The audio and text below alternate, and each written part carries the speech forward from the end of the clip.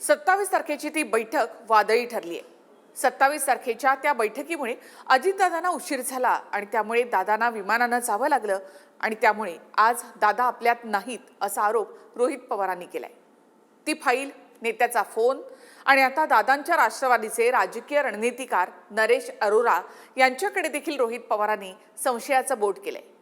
नरेश अरोरा यांच्यावरून देखील 27 तारखेच्या बैठकीमध्ये वाद झाल्याचं रोहित पवार म्हणतायत। प्रदेशाध्यक्ष सुनील तटकरे सुद्धा तिथेच होते असा सनसनाटी खुलासा रोहित पवारांनी आज केला। नरेश अरोरा यांच्या कामावर दादा नाराज होते।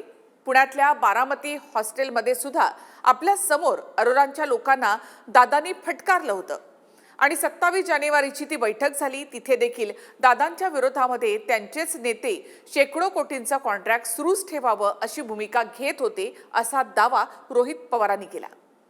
आता सुरुवातीला आपण नरेश अरोरा कोण आहेत ते पाहूया। तर नरेश अरोरा हे राजकीय रणनीतिकार म्हणून ओळखले जातात। 2011 मध्ये त्यांनी डिझाइन बॉक्स नावाची कंपनी सुरू केली। विविध राजकीय पक्ष आणि नेत्यांसाठी त्यांनी मीडिया स्ट्रॅटेजी आणि निवडणूक मोहिमा हाताळण्यामध्ये सुरुवात केली। 2024 मध्ये अरोरा अजितदादांच्या राष्ट्रवादीशी जोडले गेले।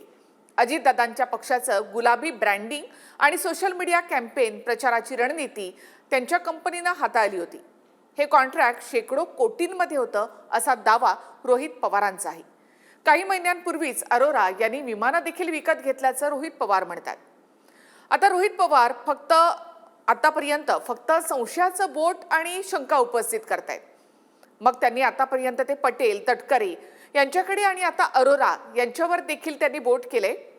मात्र या ठिकाणी त्यांनी थेट आरोप केले नाही, त्यांनी फक्त शंका उपस्थित केलेल्या आहेत। आता नुसतं शंका उपस्थित करून होणार काय?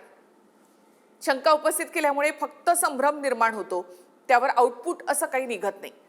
त्यामुळे रोहित पवारांना पुढच्या काळामध्ये यावर एकतर थेट आरोप करावे लागतील, या संदर्भात काहीतरी पुरावे द्यावे लागतील, काहीतरी कॉन्क्रीट त्यांना समोर आणावं लागणार आहे।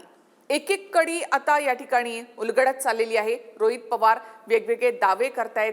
संशयाची सुई एकीकडे वळताना या ठिकाणी आपल्याला पाहायला मिळत आहे। पुढच्या काळामध्ये बघूयात रोहित पवार आणखी काय बोलतायत।